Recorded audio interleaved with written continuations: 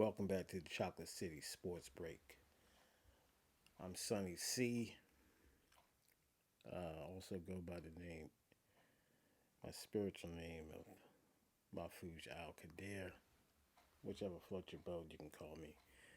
But it's the Chocolate City Sports Break today, coming to you via YouTube um, on my Mint Game Network page. But today, happy Father's Day to all the Father's Day out there, first and foremost. And I hope everyone had a great time. If you was able to be with your family, to spend time with your sons, children, or just your grandchildren, wherever the case may be. Happy Father's Day, and we hope everyone is doing well and had a great day. We also have Juneteenth tomorrow, celebrated tomorrow because obviously the conflict with Father's Day, just for this year only, and the federal government is closed. Also, you have a number of businesses that are closed in recognition of Juneteenth, where all the slaves were freed officially. So, um, I want to talk about the Washington Commanders, the state of the Commanders, in this Dan Snyder's investigation by the Oversight Committee in Congress, and whether or not he will adhere to the strongly suggested uh, appearance in front of the Oversight Committee. Uh, Dan Snyder said he had a previous appointment or engagement or whatever, a business trip that he had to do or he had to attend, and he couldn't. He was unable to, answer any questions by the Oversight Committee into his work culture and sexual harassment claims by several employees. Um, just some backstory: the NFL took over a investigation by these claims of women who had claimed the organization either did nothing when complaints about them being sexually harassed or made uncomfortable as far as a toxic work environment there. And at that time, you know, Redskins slash Washington football team slash Washington Commanders uh, facility out in Ashburn, the practice facility and business facility and football operations. So, um, therefore, you have a these claims by these women, and in 2020, uh, there were allegations of uh, Dan Snyder. Well, not in 2020, but once we got some of these claims said that Dan Snyder had a woman, I believe a one of his female employees. He insisted that she attend a flight with a either Dan Snyder, and apparently there was some activity or alleged improprieties made on that plane to, or advancements towards this female employee, and therefore, this just a few of numerous charges being charged by the organization, well, charged against the organization in regards to creating a very toxic work environment. Female employees were harassed. They were made to feel uncomfortable, and allegedly I've read or heard that there was some uh, infamous staircase, which happens to be a clear see-through staircase, a glass staircase that when female employees walk up the staircase, obviously, if they having a dress on or anything like that, skirts or anything like that, you can understand that they can how what type of environment we're talking about. So Dan Snyder, like I said, top of the show, uh, said that he's going to attend um, a prior engagement, business engagement. Uh, the Congressional Oversight Committee had previously reached out to Dan Snyder and Roger Goodell, requesting they come in on the 22nd to answer these hearing questions in regards to the work environment at the Washington Commanders headquarters. And so that's the question of,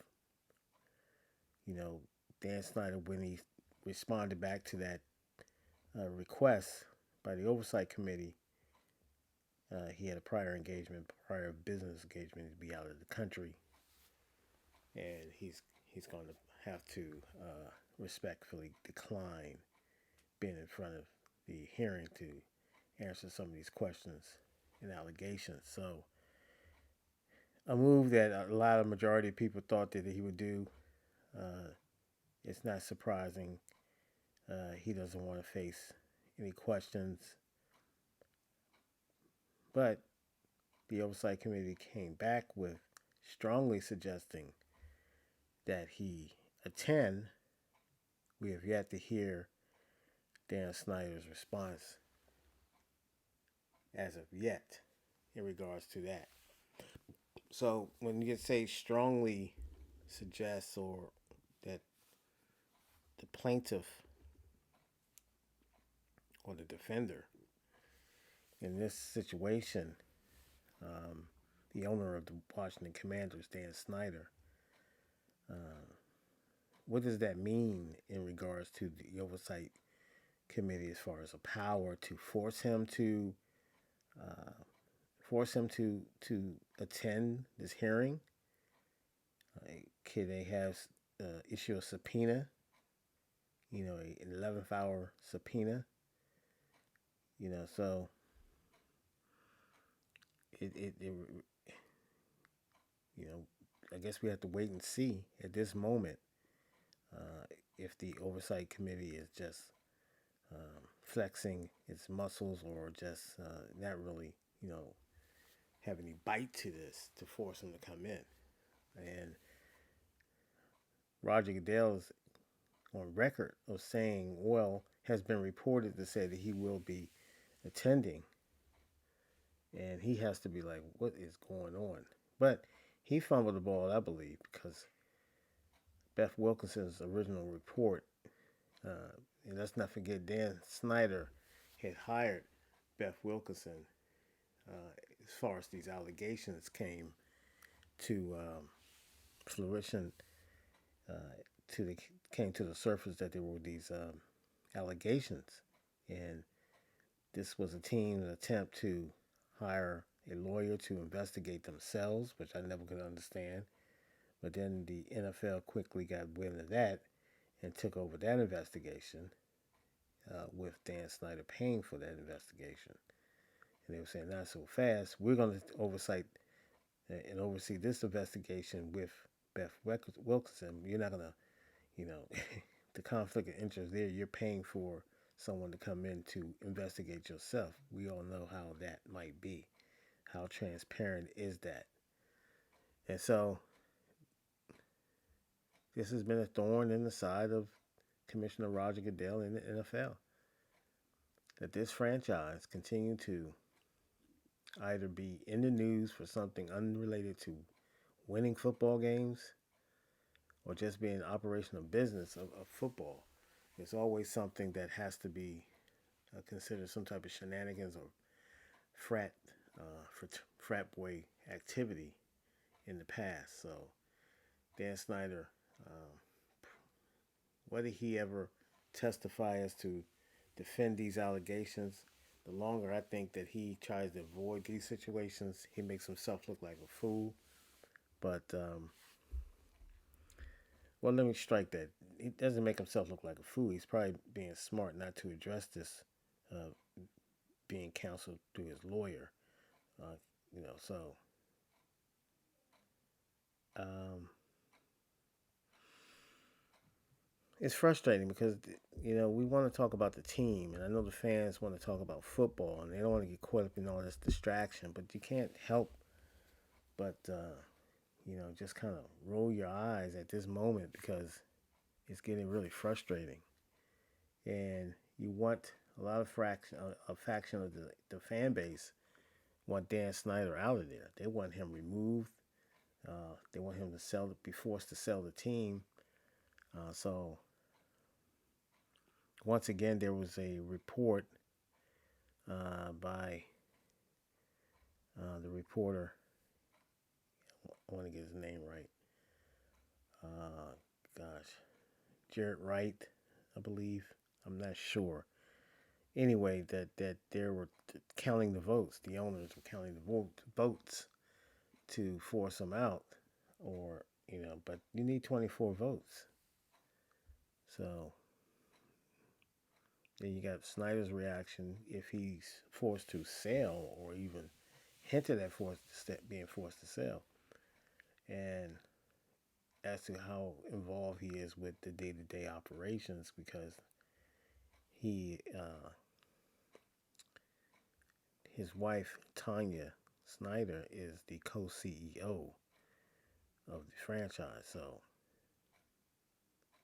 they own 100% of the team now because they got a loan from the NFL to buy their partners out, their minority owners out of their shares of the team, and so therefore the Snyder family owns 100% of the football team. And so, I, as of yet, we don't know is Snyder willing to sell some of the football team, or I know there was a rumor where Jay-Z name came up about over a year ago now, and that was in the news for a while, but we don't know how uh, true was that report. Jay-Z, there was a report that Jay-Z was suggested Jason Wright to the organization. Uh, so a lot going on there. Anyway, um, what do you people feel out there, as far as the fans who live and die uh, with the day-to-day operations of this organization? And I know for myself, I just want to see the team win and be successful. Um, I want to see them get through this. They have to get through this. And yeah, we all want the truth, and we all want to know as fans, what is Snyder doing? I mean, and if he's doing something that many believe that he's done some surplus things, and uh, you know, they want the players to adhere to all these rules, but you get the owners just wilding, like Snyder's being accused of. So we want some transparency. So we'll see. But I know I'm tired. I'm tired of talking about anything that's unrelated to football. You know, let's talk about what middle linebacker that we can get a veteran middle linebacker that's out here in free agency. Let's talk about something like that. Uh, so and how's Carson Wentz doing? Is he getting the majority of the snaps, which I hope he is? But let's talk about something on the football field. Now, I think as far as on the football field, they're not. It's a little bit of momentum for the Washington Commanders as far as the weapons they have. Um, Curtis Samuel was people got kind of concerned about him because he was on the side field. Uh, Now I don't know if that was precaution. Seemed to be that was a precaution. precaution for him to, he worked and was able to cut early in minicamp and kind of dialing it back. But that could be a concern too because that started out how it was last year. He was really mysterious about this injury and this big free agent signing, expecting big things from him. And then we did not see that as fans. We didn't see much of Curtis Samuel. And so, obviously he's feeling the pressure. But is he fully healed? We don't know. Now, some of the footage that I saw, he looked good. But that's in shorts. That's in, you're in your shorts and you don't have the pads on, and when you have to get to that extra gear, how that groin is going to hold up is going to be a key. So,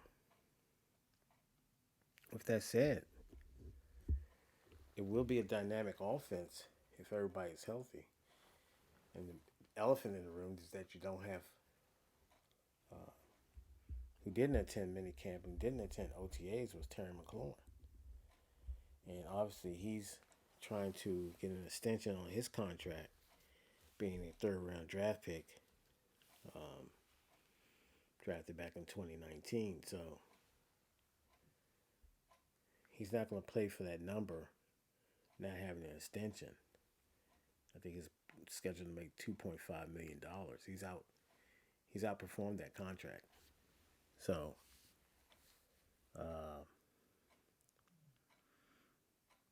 so that's why they drafted Dotson. But then you hear that maybe he and his agent, his team, was didn't want seeing that the Commanders drafted a first round, committed a first round draft pick to a receiver when they already had Terry McLaurin. Is that a slight? Are they taking that as a slight? Everything's on the table right now. We don't know. Ron says that everything is fine. The talks are going pretty good. The little movement that they made, I guess. There's still ongoing discussions, but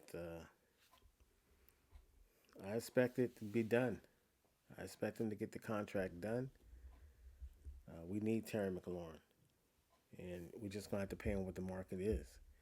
You can pay now, or you're gonna pay more later. The longer you wait, the more you're gonna pay.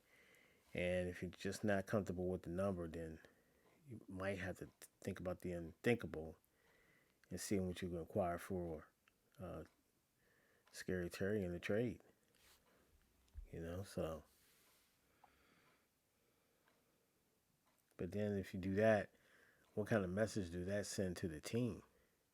You're talking about you want everyone to be about the culture.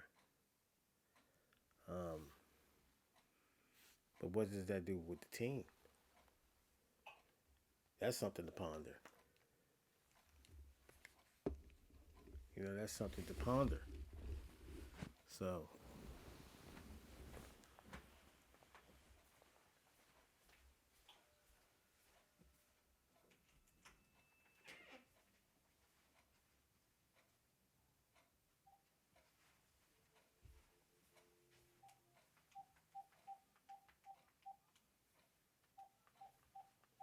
that is something to ponder, ladies and gentlemen.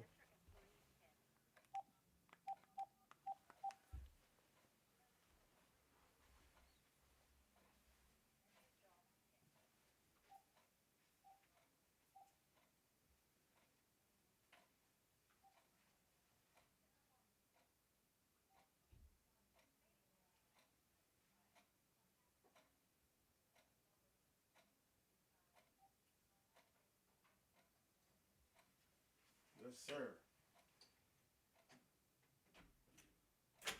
That is something to ponder. Uh, I couldn't imagine. I couldn't imagine having to trade Scary Terry. But then you have De'Ami Brown. I know AGG is switching positions to tight end. Hopefully, he can become a great red zone threat. Sammy's Reyes is still on the team. There's a log jam in that tight end room. There's a log jam in the wide receiver room. And there's a log jam in the running back room. So that's what you want. Good competition and good practice squad members in depth. So I see the vision that Coach Ron Rivera is doing. And I think it's going to be I think we'll have a good football team, good solid football team. Hopefully we can avoid the injury bug, but that's why you got to have depth. And you saw what happened with us last year when we got ravaged by the COVID and some injuries developed. But for the most part, I'm just concerned about this oversight committee and this sexual harassment situation we have with the Washington Commanders, Dan Snyder, and his, telling the oversight committee when they requested his appearance or his attendance in this coming week's hearing. Roger Goodell's also has been reported as we'll take him up on he will attend the oversight committee hearing. Dan Snyder had via lawyer has a statement that he's not available to attend. So oversight committee circled back and strongly suggested that Dan Snyder attend this hearing, and we have yet to hear anything as of yet towards Dan Snyder's reply to that. Also, we have not heard anything as to how the lengths that the oversight committee might go in order to assure that Dan Snyder attend. Will they subpoena? Will there be any type of sanctions? I don't know. I don't know what their power or their reach is, but